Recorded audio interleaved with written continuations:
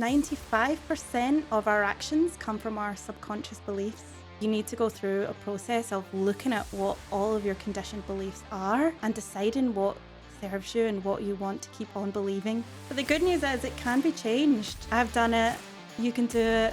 Everyone listening to this podcast can do it. One way to sort of tackle that is to... We have to remember we are the masters of our lives. We're not governed by our thoughts. And I think I fall in this trap as well. When people have been in a certain career for so long and they don't know anything else, you think, I'm only good at this one thing and that's all I can do. You've just not had time to nurture any of your other strengths because you've been in this 9 to 5 days a week. I want to empower people to be able to change careers. There's so much fear around, will I be successful? How am I going to manage it from a finance perspective? I'm really curious about the women coaching that you do. So it's almost like a sisterhood, right? So it's about stripping away all those belief systems that you've grown up with that have really limited your ability to think for yourself and tune into your heart. What's really interesting is that some people don't believe in visualization, journaling. They just think it's bullshit. Top athletes have been using it for years and years. Oprah Winfrey, Beyonce, to visualize a good show, or athletes crossing the finish line. I feel like you need a mini retirement like every 4 or 5 years. Sounds good. I'm up for that. Lara, welcome to the Talent Exchange podcast. Hello, Daisy. Thank you for having me. So I learned recently on your LinkedIn about conscious career coaching. So for myself and for those listening, are you able to explain to us a bit more what conscious career coaching is? How does it differ from ordinary career coaching as well? Yeah, absolutely. There's many layers to the word conscious. So I'll explain it to you in the best way I can. So conscious careers is about being conscious of who you are. So your strengths, your values, where you're at in your career, and getting really honest with yourself, and also being intentional about where you want to get to. So often we kind of go through this never-ending hamster wheel in our work lives, and we don't really take stock of where we are and where we're going. So it's about getting really conscious and intentional about that. And we do that through various different tools, and I'm trained as a consciousness coach as well. Yeah. Which is about going a step beyond the conscious mind into the unconscious. So that's how I work with clients. Okay, interesting. Do you want to tell us a bit more about how you work with your clients then? I always start with understanding what someone is innately good at. There's a lot of science now in the field of positive psychology and also in regular psychology and medicine that when we're using skills we're naturally good at, our productivity increases, our heart rate lowers, we become happier, people express feeling happier and more fulfilled and more satisfied in what they're doing. So first, as a compass to start with, we want to understand what people are naturally good at. And I think when people have been in a certain career for so long and they don't know anything else, they don't know that they're good at anything else. You think, I'm only good at this one thing and that's all I can do. Absolutely not true. You've just not had time to nurture any of your other strengths because you've been in this 9 to 5 days a week, more maybe. So you need to detach from that 9 to 5. You maybe need some space, and then we'll do some work using some strengths tests and also a few other exercises. For example, I love getting people to text around some close family or friends or ex-colleagues and asking them what they see in you, what they see as your natural strengths. So combining this with more scientific approach of strengths testing and information gathering of what you might be good at. And then you actually need to go away and start nurturing these strengths, and you'll find that they suddenly turn into passions and they turn into talents. Yeah. It's far easier to turn a strength into a talent than it is a weakness into a strength. But so much of us use too many of our weaknesses every day and actually drains our energy. Whereas if we're using our strengths, we're energized and motivated. Yeah. So I would start with that.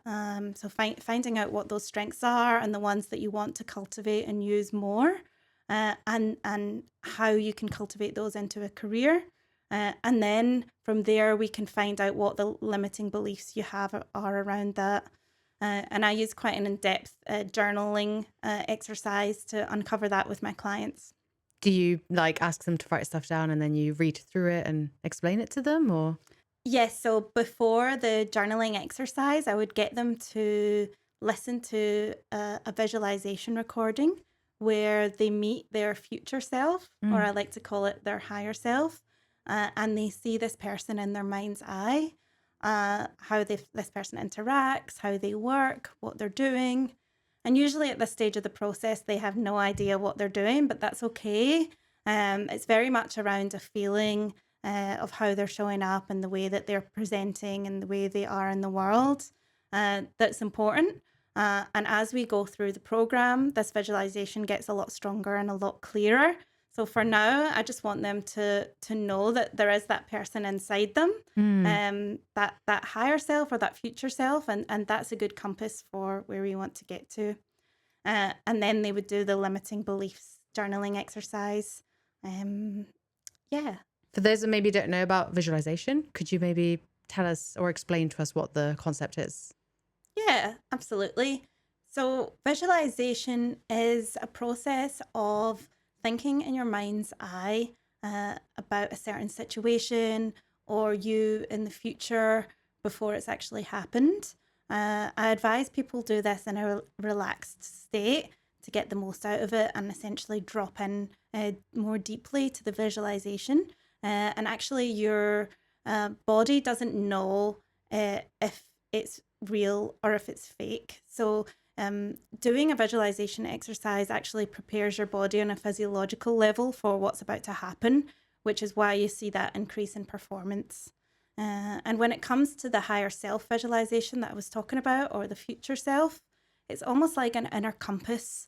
You don't get that picture from nowhere. Mm. So, that picture of your future self was really showing you where you want to get to. It's your inner wisdom, and this is what I want people to learn how to tune into. So I wanted to touch base on that. What's really interesting is that some people don't believe in visualization, journaling. They just think it's bullshit. It's not real. I've questioned people at work about it as well, because I do journaling, I do meditation and mindfulness and also visualization quite often as well. But when I tell Good. people at work, they just think I'm insane. Really? Yeah. Wow. Yeah, I think I live in a little bit of an echo chamber because most people, I think, are quite open to it these days. Um, Having said that, some people just don't want to look at this stuff because it can be hard, it can be confronting. And if we're going to look at our own thoughts, then what if we don't like something? What if it means we have to change? People don't want change often. So that could be a reason why they're just not tuning in to that sort of stuff. And that's completely fine. Yeah. But visualization's been around for years. Top athletes have been using it for years and years. Oprah Winfrey, Beyonce, like to visualize a good show or athletes crossing the finish line. It's backed by science and proven time and time again to provide successful results. So yeah, these people should definitely get on board with it. That's amazing. But you could also think about negative things, right? Like, for example, if you're doing a presentation at work and you're nervous and you're thinking, oh my God, I'm going to mess everything up. Like, you could essentially imagine this and your brain can't tell the difference then, right? So you could be setting yourself up for failure.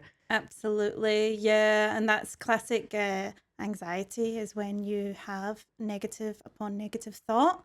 And yeah, unfortunately, it creates a bit of a spiral effect and it can get out of control.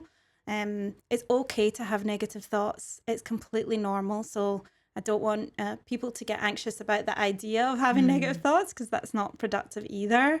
Having negative thoughts is fine. It's just about not letting them run the show. So being conscious again of what thoughts come up. So if a negative thought comes up, acknowledging it and letting it go, acknowledging its existence, and saying, okay, you're here, but you're not needed, so you can go now, or Yeah. whatever it is that helps you. Some people name their negative thoughts, like call it a different person, so they can separate it Oh. from themselves. Yeah. Others just thank their thought and let it go, and move on to the next thought. It's when we have that monkey brain and we cling on to the negative thought and let it take us to all sorts of dark places that it can get out of hand and really ruin your day or your week. We have to remember we are the masters of our lives.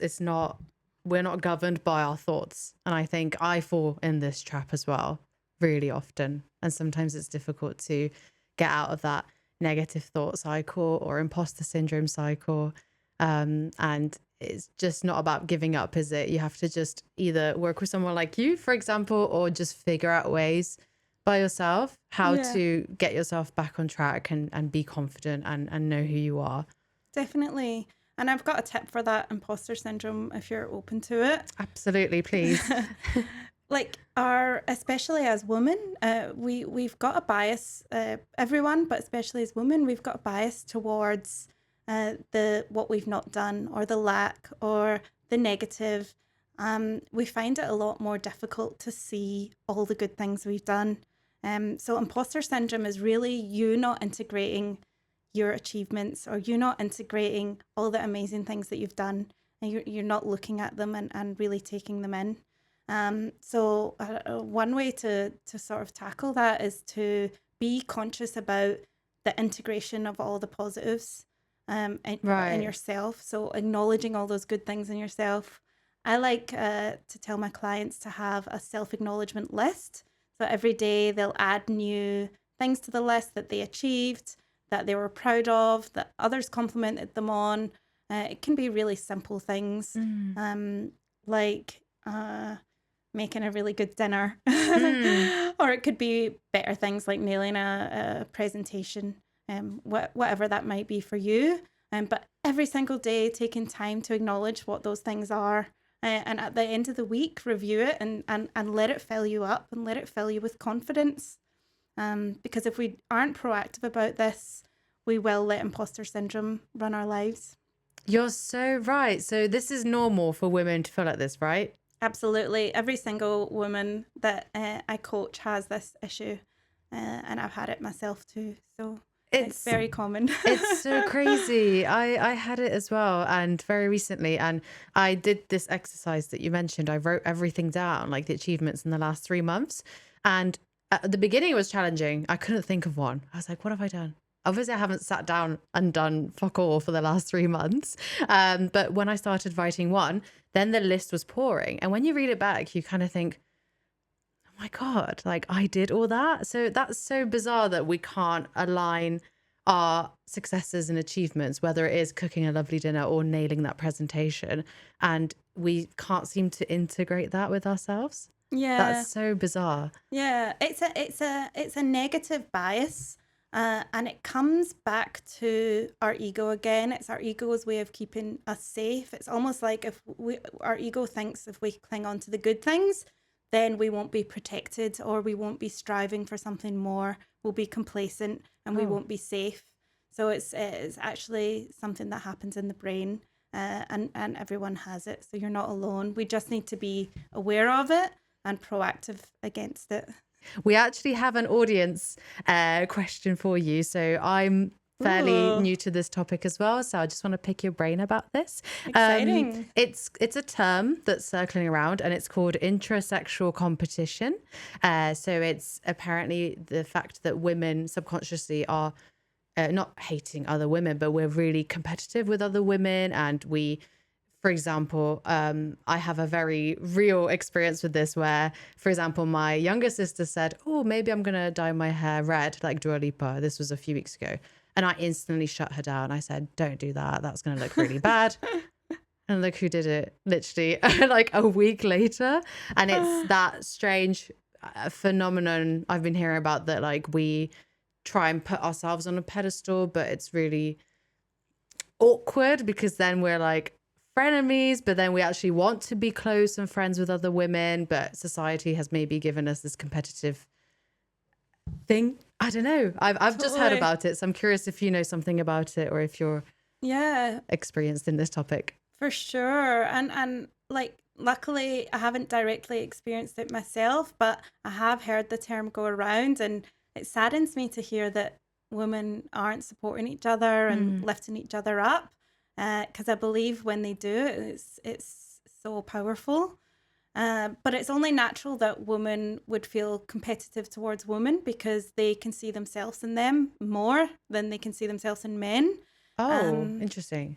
and I think when women put each other down, or they aren't celebrating their wins, it's really because they want that for themselves, or there's a Mm, bit of jealousy in there or envy. And I like to think of it as a little bit of an internal compass. So when you're mm, feeling that envy or jealousy, or you don't want to celebrate that person because they've got something you don't have, mm. that's really a guidance showing you what it is you want, and you can use that as to your advantage. So if my sister's watching this, I wanted red hair and I And didn't now you've want to got tell you. it. See? And I didn't want her to beat me to it. But no, this is definitely a really interesting thing to touch on, because I'm just going to be honest, I'm guilty of it subconsciously. I've got a very good group of girlfriends that we are very supportive for each other. It's no animosity there, but I have had it before. And I've had to reflect on, why am I acting like this? Why am I saying this to that person? Why am I being passive aggressive? And I've had to explore that and go within and try to understand where that jealousy or frustration is coming from. And I think if people don't reflect, they do just do that. So how can we see the telltale signs? That sort of negative feeling is a mirror, right? If a woman is being negative towards another woman, I always Mm, wonder, how are they treating themselves? How are they talking to themselves? Because if they're really happy mm, and full within themselves, they wouldn't be feeling this way towards another woman. They right. would realize that there's enough in the world to go around. We can all be successful. We can all be happy. There's enough good Yeah. things in the world for everyone. It's not a competition. So yeah, the first thing I would say is, if I'm thinking this about someone else, how am I talking to myself? Right. Okay. So the inner monologue has to be healthy. The inner critic, yes. Yeah.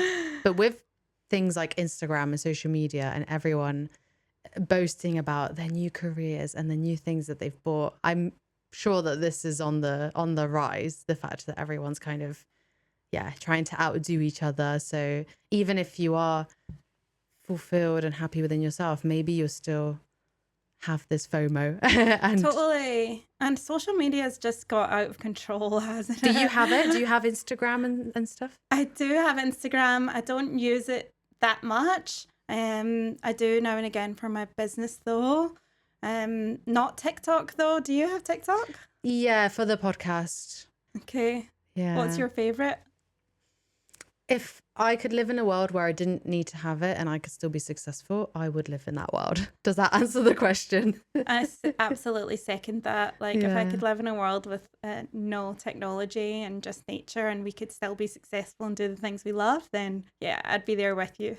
I yeah, I agree with you. I mean, I also doom scroll not just on LinkedIn but on TikTok as well and Instagram, and then I want to change my hair color again, and then I want to try this fad diet, and then I want to buy clothes from this company, and I just get so Yeah. sidetracked from like my actual values and like why I was on there to begin with. Totally. Or go on another holiday. Everyone seems to always be on holiday, right? Yeah, yeah, or digital nomads and just always abroad. And if you're stuck in your house and working 9 to 5, then you're losing at life. But yeah, like for me, I really need to have boundaries around social media, or else I go insane. So I'm quite strict with myself, especially in the morning. I don't get up and scroll. Yeah. Um, I don't want, random people from LinkedIn and Facebook coming into my bedroom and like sharing that space with me. I want that to be my own space, and my mornings to be sacred and my own time. But look, we all get moments of doom scrolling and being on there for far too long. So yeah, it's the way of the world these days. I never saw it that way, that you're inviting people to your private space, to your bedroom. You're absolutely right. Yeah. Do you just leave your phone outside of your bedroom then and just I leave it in my bedroom, but I don't pick it up in the morning. I just go straight about my day. I just leave it there. yeah? And what about your alarm? do you have like a different set of? Nah, I switched the alarm off and Oh, then go about my okay. day without picking up apps, without unlocking and picking up apps. Yeah. Yeah. Going back on the intrasexual competition topic, the reason this person asked me to ask you about this is because Ooh, they basically saw statistics about if a woman recruiter, for example, is filtering applications and stuff, that this can affect their judgment, their bias on hiring other women into their teams or the right. organization subconsciously. And also if you have a woman manager above you, for example, that's not the same generation as you, or didn't have the same upbringing as you, that could also affect that relationship. Yeah, absolutely. And I think it does happen all too often in the workplace. That rivalry and Yes, yeah. that putting the other person down or making them feel uncomfortable, especially if the person, as you say, is more junior and they're trying to do great things and shine and be themselves, and that middle manager doesn't like it so much. Mm. I would just encourage, if anyone is facing that, to solve the problem head on. Like, don't Just ask, ignore or it. Yeah, for sure. Before it turns into a thing, nip it in the bud straight away. Does that sound how do scary? you ask someone? I'm just thinking back to like a previous manager, for example. That's Yeah. so awkward. I don't know how I would. Really, Yeah. I would just make it professional. You've got to make it professional. Ask if they'd mind having a coffee with you, or having a chat with you for a few minutes, and just explaining, saying it could be you, it could be in my head, but I'm experiencing this. Mm. Um, And what um, would you call it? Like animosity or what was it in your rivalry, or situation? um yeah, animosity, bit of rivalry, bit of competition. But I think they're quite strong words, aren't they? Totally. I would frame it again like, make yourself make it about you. So it could just be in my head, but the way that I feel is that there's a bit of rivalry, or a little bit of animosity between us. It Mm, could completely be in my head, but I'm only bringing it up because I want to make sure we've got the best relationship as possible. yeah. And I want you to be able to tell me if there's anything that you're feeling, and invite them to open up. They'll be pretty shocked that you said that. I can imagine. But it's a good thing. They won't do it again. Trust No, me. no, because it's in forefront of their mind. Yeah. And Consciousness. yeah. And radical honesty. Like, Yeah. you cannot go wrong with just being honest. Like, if you're going to leave the elephant in a room, it's just going to get bigger and bigger. Yeah, you're going to think about it too much. It's going to be all that you think about. Absolutely. And it's going to affect your workflow, your everything. Totally. Your anxiety levels, your imposter syndrome. Yeah. So I'd say at the earliest signs, just bring it up. Even if you're an intern and you're Even if you're an experienced. intern, doesn't really matter what level of hierarchy you are. You have a right to be there as much as anyone else. I'm really curious about the women coaching that you do, because I spoke to some friends and I said that I was speaking to you today. Any specific questions they might have for you? So some of these are not from my brain; they're from other people. Ooh, But they were all saying like it's so awesome what you do. The fact that it's almost like a sisterhood, right? That you bring women together, make them collaborate with each other and work together and kind of establish their authenticity, right? And who they truly are, as instead of who they pretend to be, for example, in society. And because, definitely. yeah, that's so common nowadays, isn't it? Just for Oh, us to put a front. absolutely. And yeah, I've been there myself as well. I think we're conditioned to believe we should do certain things for our career, or we should act in a certain way. Mm, So much more than we know. We're conditioned by our environment and our upbringing. And the way that I work with women is to try and get them more in tune with their heart, and what's real for them. So tuning in with their intuition and their heart, and really being true to themselves. Because ultimately, I feel like we all just want to be ourselves at work. We want to be able to use our strengths. We want to be able to show up and be us, and mm, feel like we're actually making an impact. And you mm. can't do that when you're showing up to work as a completely different person and putting on a Yeah. mask. And yeah, many of us have been there, myself included. So it's about stripping away all those belief systems that you've grown up with that have really limited your ability to think for yourself and tune into your heart. You have a big responsibility, right, to like make these people come out of their shells. Like it's not easy, is it, to just ask someone like, oh, just pour your heart out to me because you're a stranger essentially to them, right? Absolutely. Yeah, for sure. And usually at the start of my programs, the women can be quite closed. And so I generally try and warm them up very Mm, slowly. Um, and we progress, like we'll do exercises that are a lot easier to begin with and progress to things that are a lot deeper. And it's amazing the results and what you see at the end. I've had clients say, like, wow, I've never ever taken the time to look at myself in these ways. And these can be really successful women that, are managing teams and mm. really doing great things in the world, but they never actually take the time to look at what's within Yeah. and where they want to get to. So, yeah, it's quite magnificent. Yeah. So where do you do these women collaboration kind of sessions? Are they in the Netherlands or do you go in other Yeah. locations as well? Mostly online. So my newsletter community meets once a month online, and we have different topics and special guests. And then the women I coach are all over Europe, many in the Netherlands who sometimes come to my house, but mostly online. It's great that we're now in a world that's okay with being online, and I can help women all over Europe, not just here in the Yeah. Netherlands. Yeah. Do you find that there's like there's a challenge to coach people online versus face to face? Not at all. I think with good internet and good Zoom, it's absolutely fine. And people tend to be in their bedrooms or in their comfort zones as well, so they might be more open to opening up to you, right? Exactly. Yeah. You find that when you take people out of their natural environment, it can take a little longer to warm them up and get them to open up. So, yeah, it works really well. I was thinking back to when I had therapy, and I used to do it online because my therapist was based in the Netherlands, but quite far away from me. And it took me a while to open up, but I did eventually.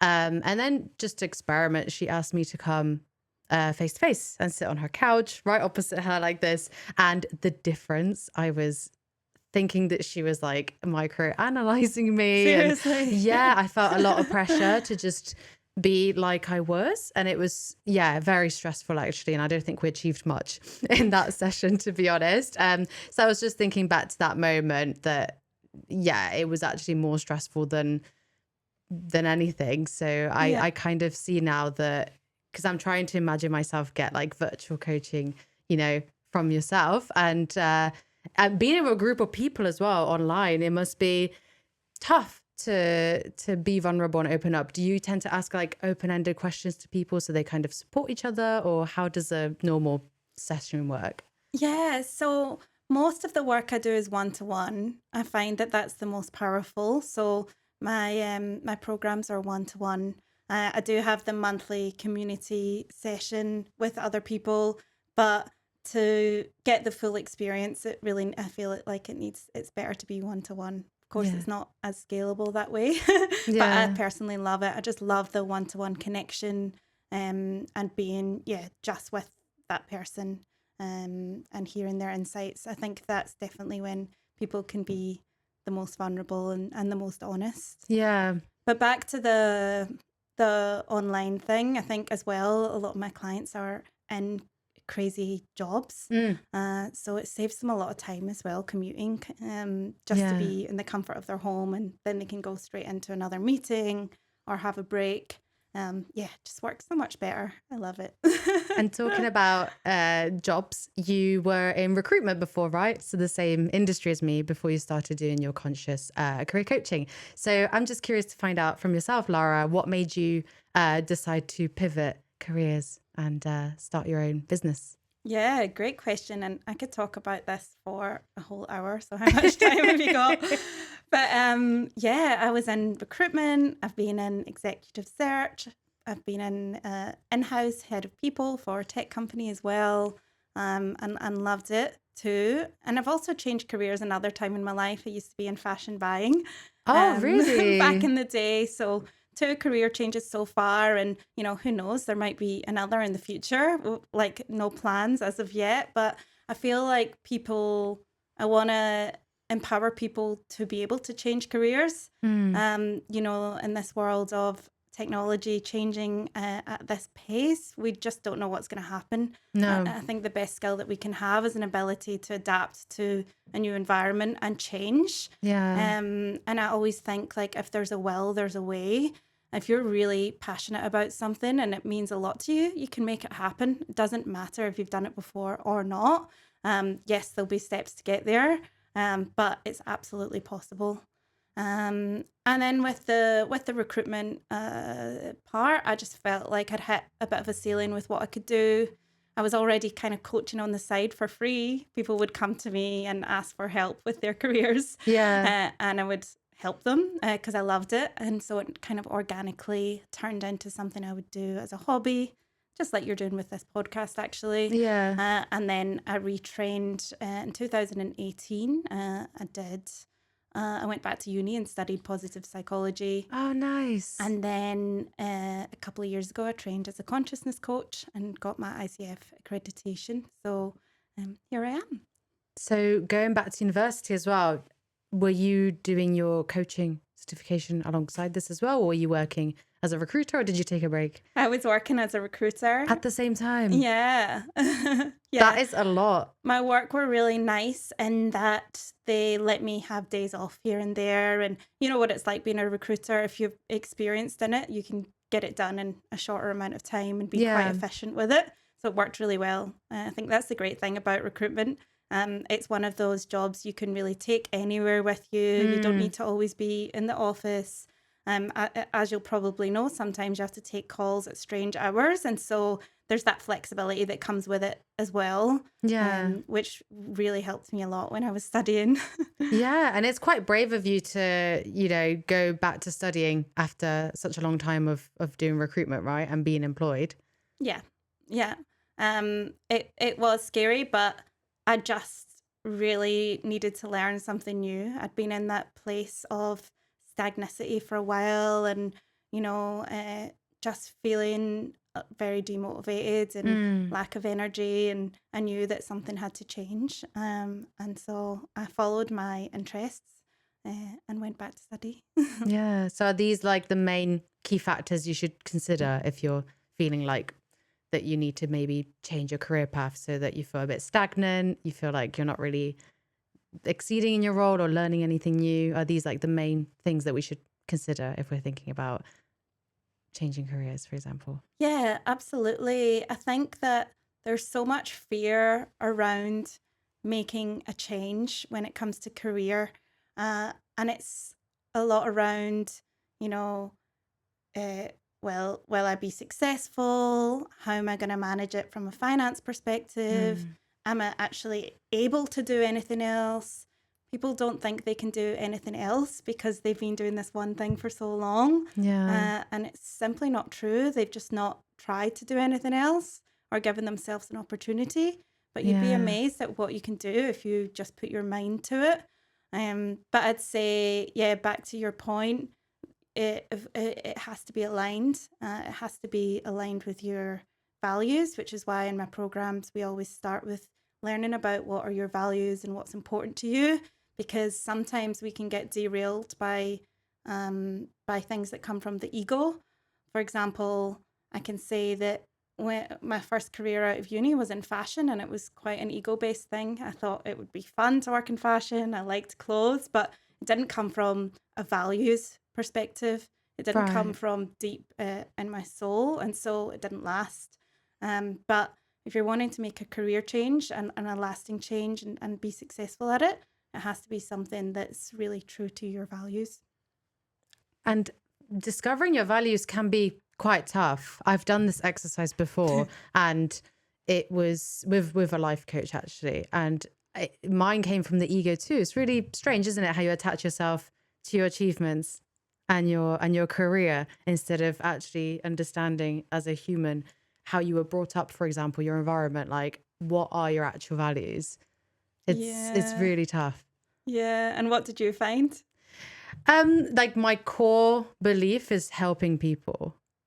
Like I am very service driven, but then there's also that fine line with giving too much of yourself away to people, because then you can actually start resenting what you're doing and eventually burn out because you're giving too much of your energy away.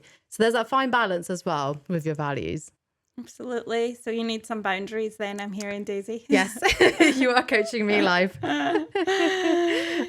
So talking about being conscious and bringing it to forefront of your mind, why do you think people have limiting beliefs? Oh, yeah. Big question, sorry. No, really big question, but really important one. So thank you for asking it. I think it's about 90%, 95% of our actions come from our subconscious beliefs. I'll say it again, 95. 95%. Yeah. So our subconscious beliefs are really ruling the roost. So we need to understand what those are and how they shape our reality. Um, for example, I think I mentioned to you when we spoke before, when I was a child, I dreamed of being an artist, but Yeah. that absolutely was never a thing in my household that would be even remotely attainable. It wasn't even discussed. It was a lovely, cute hobby, but it wasn't a career path. And that's the same for many people. Their household largely and their school shapes their beliefs about what they think is possible in a career. Another good example is, professional athletes. You often see two or three in the same family. That's Oh, there. interesting. There's no coincidence because they see that it's possible from their direct surroundings. Yeah. So you need to go through a process of looking at what all of your conditioned beliefs are, and deciding what serves you and what you want to keep on believing. Is it aligned with where you want to get to, or is there a block there? Yeah, but then that also confuses you, right? Because I think, like you said, we had a shared dream of being either an artist or a Spice Girl when we were younger and we wanted to grow up. But I think also similar to me, I was brought up in a household where the man would be the hard worker and the woman would kind of stay at home, because that's in Italy like the lifestyle essentially. So I see where you're coming from with this as well. But I'm just thinking about the people who are listening, and it can be challenging to see outside of what what you've learned at school and university as well, right? So then you get really confused and you're like, oh, I like so many things. How can I pinpoint which one is my path? Should we just kind of sample the job market buffet and try everything? Or, yeah, it's really difficult, especially as a young person, for example, Absolutely. graduating. We're not taught this, are we? We're No. not taught how to decide for ourselves. And that's what I really want to do with conscious careers, is take people back to themselves and firstly looking at what they're innately good at, what they want to do, what their desires are, and what the world needs, and allowing those things to be the decider, not those old fashioned conditioned beliefs that you've been brought up with that may not align at all with who you are or what you want. Hmm. Yeah. I'm just thinking too, because I'm a Formula One fan, and Max Verstappen, who is like the world champion in the Netherlands, and his dad was a Formula One driver. So I always think There you like, what go. would he be if he wasn't conditioned? Because you get conditioned from a really young age in those type of athletic Yeah. careers, right? Yeah. So yeah, it's just crazy to think that your life or your career path could be incredibly different if you were not influenced by your Yeah. parents or your friends or university, etc. Absolutely. But the good news is it can be changed. It can be fixed. We can change our subconscious mind and we can unlearn these beliefs. I've done it. You can do it. Everyone listening to this podcast can do it. So we don't need to be limited by those things anymore. It's just a process of getting to know what those are for you, and unlearning them, and also finding evidence of this new belief. For example, a big limiting belief of mine when going down the path that I'm on right now was I don't have a PhD. I come from a family of people that have PhDs, and Mm, I can't be telling people what to do if I've not got a PhD. That's like just not a thing. So I had to really look at that and think, can I am qualified to do this. mm. Um, this is my experience. This is my passion. I'm going to do it anyway. But that took me a few years to actually get over that blocker. Yeah. And I'm sure many people have similar things like that that hold them back from doing what they really want. Yeah. So it's not a quick thing. Sorry. So it's not a quick fix, is it? It's a long-term process, unlearning everything and relearning. Totally. In my programs, we do it in a few months, and it is possible with support, of course. But you're going to need to keep reminding yourself. So, for example, you can do things like reprogramming the subconscious Mm. using hypnosis. So, every now and then, if I'm feeling uh, limited in a sense, I might just, stick one of my hypnosis meditations back on and just remind myself and get back into that feeling of possibility. Yeah. So yeah, the work isn't always just completely done after a few months. Sometimes you need to go back into it. Yeah. But at the same time, at every stage of growth, you're going to come up to new hurdles and new limiting beliefs.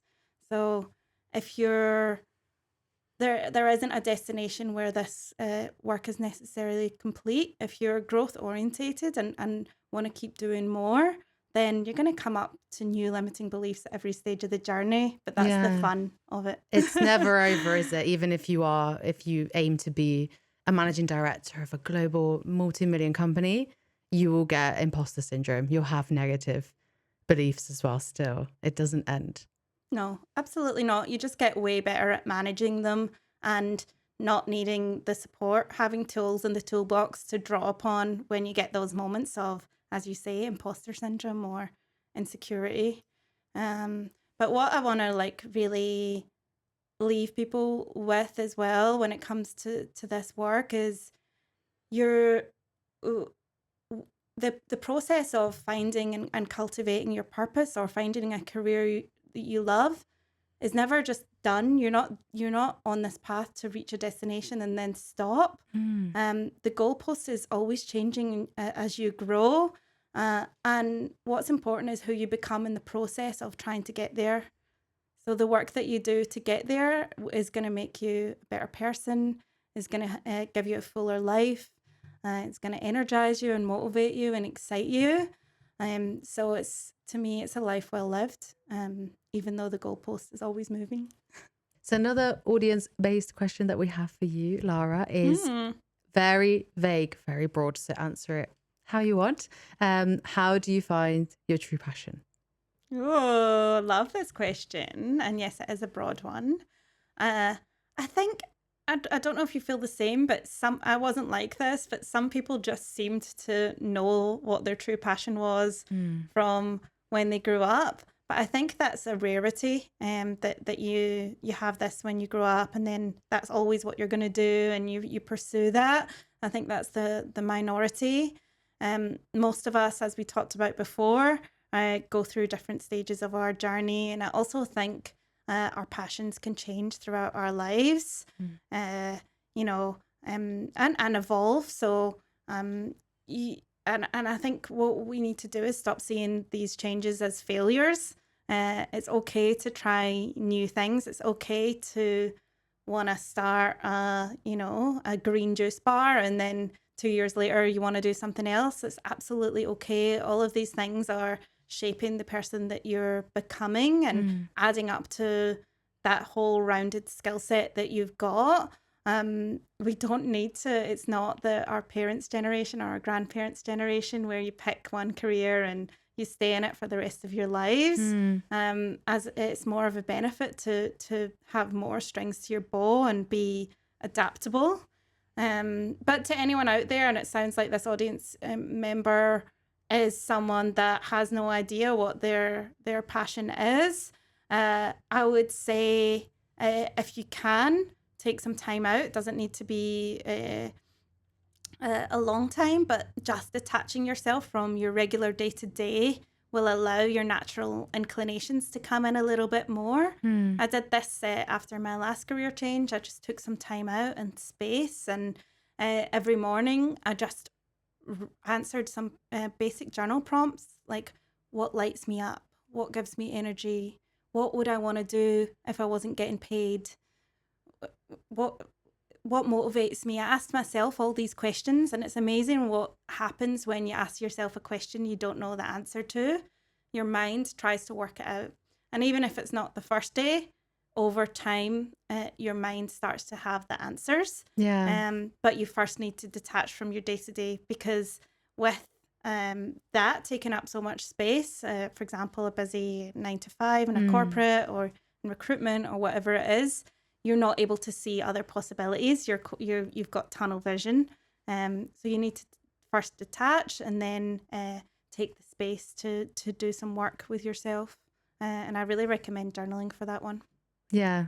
So I can imagine now everyone's like logging into their HR systems, booking a couple of days off work just to declutter their mind. But I agree with you. I recently had a week off work just to kind of detach myself from my previous position, to start fresh in the new one, and just make sure it was the correct. I think that's important, right? Even if you're gonna start job hunting or you're gonna start a new position, you want to make sure you have a bit of a gap in between employment to just get back to yourself Yeah, and truly understand, is this really what I wanted, or am I running away from definitely. something? Yeah, I feel like you need a mini retirement like every 4 or 5 years. Sounds good. I'm up for that. You heard it here first. Lara Morgan. Everyone needs to retire every 3 years. No, but we change and we grow. And if we're not growing, we're staying stagnant. And stagnancy causes frustration, um, depression. I bet you've heard the term bored out as well, like the Yeah, opposite, I had like it. burnout or bored out. Yeah. You had it? Yeah. I didn't know what it was when I was experiencing it. But I remember I was just showing up to work and just doing tasks within minutes, like, for example, if I had a position, posting it very quickly, or like just scheduling interviews, and then just feeling really unfulfilled and really almost angry at the situation, like frustrated.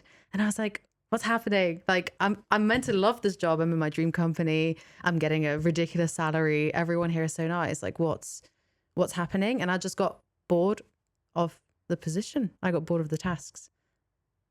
That's the thing. You grow and you become used to those tasks, and you need more. Mm, Like the universe, the world is constantly changing and evolving, and so are we. mm, And if we don't grow with it and try new things, then we end up getting bored out and stagnant and feeling stuck. It makes you think about the people that can stay in a job in 10, 20, 30 years. And you're just like, how?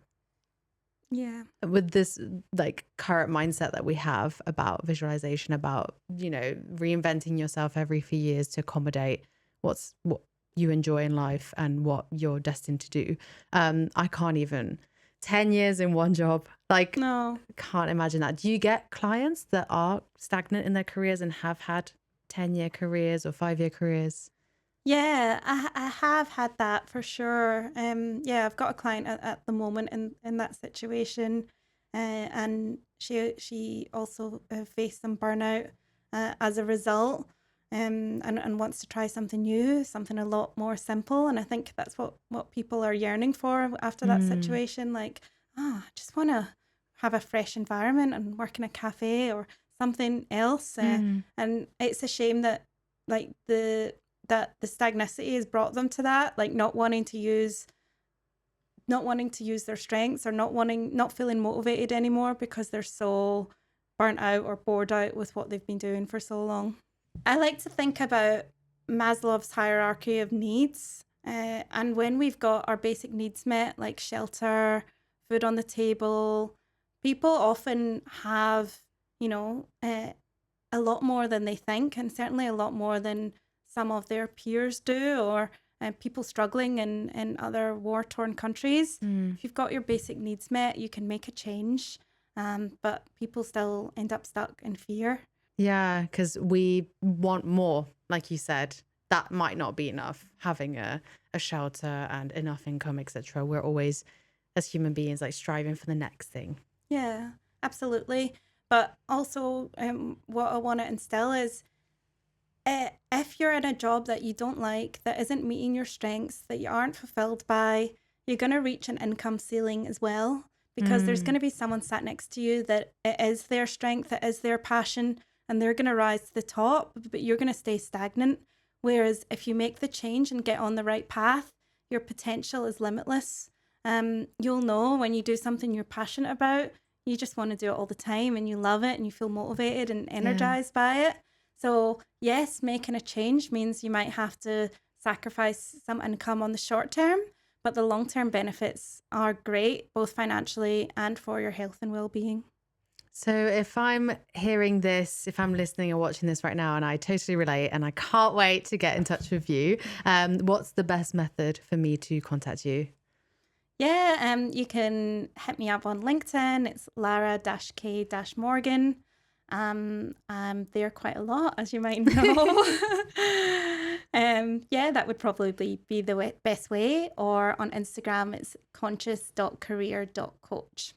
Fantastic. Lara, it's been so eye-opening, third eye-opening to speak with you today. Love it. And I've learned myself as well so much stuff about imposter syndrome and about women competing with each other as well. So thank you so much for coming on. Oh, thanks for having me, Daisy.